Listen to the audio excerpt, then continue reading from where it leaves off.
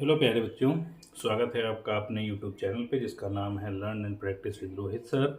आज हम डिस्कस करने वाले हैं क्लास 12 इलेक्ट्रोस्टैटिक्स के बहुत ही मज़ेदार टॉपिक को जिसका नाम है बेसिक प्रॉपर्टीज़ ऑफ चार्जेस। आखिरकार हमने चार्जेस पढ़े, पॉजिटिव निगेटिव पढ़ा, उनका हमने अट्रैक्शन और रिपल्सन पढ़ा। ठीक है, तो अब हमें पढ़ना ये है कि इनकी बेसिक प्रॉपर्टीज़ होती क्या है। बेसिक प्रॉपर्टीज़ में सबसे पहली प्रॉपर्टीज़ इनकी आती है आकर्षण और प्रतिकर्षण। पहला होता है आकर्षण एवं प्रतिकर्षण। ठीक है, तो आकर्षण और प्रतिकर्षण क्या होता है, जैसा हम पहले के लेक्चर्स में भी आपको बता चुके हैं कि हमारे पास अगर सजातीय आवेश होंगे तो एक दूसरे को क्या करते हैं, प्रतिकर्षित करते हैं, जबकि विजातीय आवेश जो होते हैं वो एक दूसरे को आकर्षित करते हैं।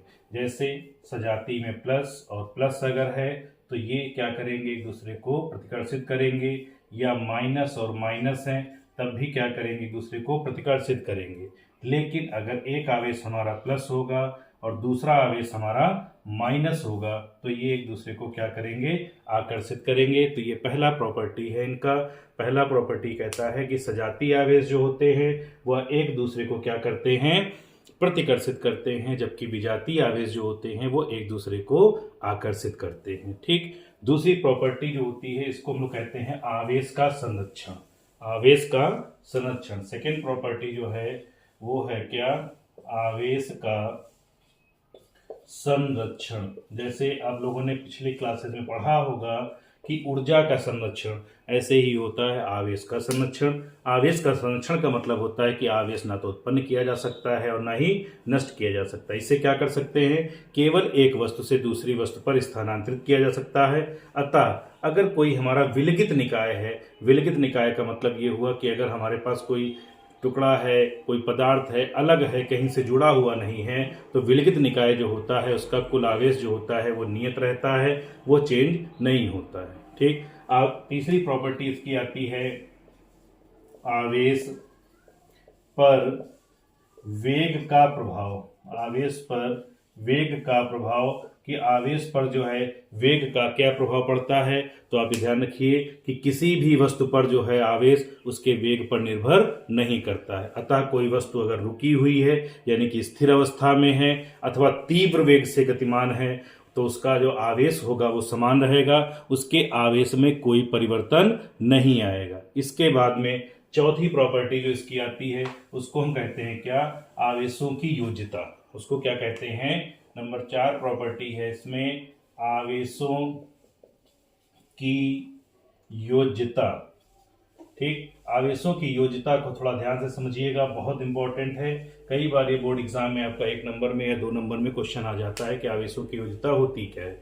आवेशों की योज्यता का मतलब ये होता है कि किसी निकाय का जो कुल वैद्युत आवेश होता है वह उसके विभिन्न अवयवी कणों पर उपस्थित अलग अलग या भिन्न भिन्न आवेशों के बीजगणितीय योग के बराबर होता है। अगर हम ये मान लें कि हमारे पास कोई ये जो है निकाय है और उस निकाय में बहुत सारे आवेश हैं, जैसे सपोज करें ये हमारा प्लस Q1 आवेश हो गया, यहाँ पर हमारा प्लस Q2 आवेश हो गया, यहाँ पर हमारा Q3 आवेश माइनस में ले सकते हैं, यहाँ पर हमारा Q4 आवेश हो गया, ये भी माइनस में हो गया, ये हमारा Q5 आवेश हो गया, ये भी माइनस में हो गया। ठीक है, ऐसे बहुत सारे आवेश हमने ले रखे हैं। तो जो कुल आवेश इसका निकल करके आएगा वह कुल आवेश क्या होगा, उसको हम लिख सकते हैं कि जो कुल आवेश होता है इसको हम कैपिटल Q से शो करेंगे और कुल आवेश बराबर हमारा हो जाएगा Q1 प्लस Q2 और Q3 जो हमारा है वो है माइनस का, इसलिए हम यहाँ पर क्या करेंगे, माइनस का Q3 माइनस का Q4 minus Q5 and so on करके कहाँ तक, Qn तक चले जाएंगे। मतलब जितने भी चार्जेस दिए गए होंगे उन सारे चार्जेस को हम क्या करेंगे, ऐड करेंगे उसमें। लेकिन ध्यान रखेंगे कि हम सिंबल्स का जरूर ध्यान रखेंगे। ठीक, अगर आवेश हमारा प्लस का है तो हम प्लस लगा देंगे, अगर आवेश हमारा माइनस का है तो हम आवेश माइनस लगा देंगे। यही हमारा क्या है, आवेश की योज्यता का नियम है। इसके बाद में लास्ट और 5वां जो इसका टॉपिक है उसको हम कहते हैं आवेश का क्वांटीकरण या आवेश का क्वांटमीकरण भी उसको हम कहते हैं। तो 5th नंबर में आपका आता है क्या, आवेश का क्वांटीकरण। आवेश का क्वांटीकरण, तो ये हो गया आवेश का क्वांटीकरण। आवेश का क्वांटीकरण है क्या, इसको हम इंग्लिश में कहते हैं क्वांटाइजेशन। क्वांटाइजेशन में ये बताया गया है कि किसी आवेशित वस्तु पर जो आवेश होता है वह न्यूनतम आवेश, और न्यूनतम आवेश कौन सा है आपका ई, न्यूनतम आवेश कौन सा है ई। तो किसी वस्तु पर जो आवेश होगा वह न्यूनतम आवेश जो ई होगा इसके पूर्ण गुणज के रूप में ही रह सकता है, अर्थात हम आवेश को जो है अनिश्चित रूप से विभाजित नहीं कर सकते हैं। तो हम ये कह सकते हैं कि किसी वस्तु पर जो आवेश होता है, आवेश को हम क्यू से शो करते हैं, ठीक, आवेश को हम क्यू से शो करते हैं। कुल आवेश को अगर करेंगे तो कैपिटल क्यू से कर देंगे क्यू, और क्यू इज इक्वल टू हमारा फार्मूला हो सकता है क्या, plus minus n e, plus minus n e. अगर हमारा आवेश प्लस का है तो प्लस लगा देंगे, माइनस का है तो माइनस लगा देंगे। जहां ध्यान रखेंगे, जहां एन जो है, एन हमारे संख्याएं होती हैं, और संख्याएं कौन सी होती हैं, प्राकृतिक संख्याएं होती हैं, 1 2 3 4 एंड सो ऑन इनफाइनाइट तक। और जो ई की वैल्यू होती है वो 1.6 इंटू 10 की पावर माइनस 19 कूलाम होती है। इसका मतलब ये हुआ कि किसी भी वस्तु पर जो आवेश होगा वह पूर्ण संख्या के रूप में ही हो सकता है, फ्रैक्शन के रूप में नहीं हो सकता, डेसिमल के रूप में नहीं हो सकता। तो ये थी बेसिक प्रॉपर्टीज ऑफ चार्जेस।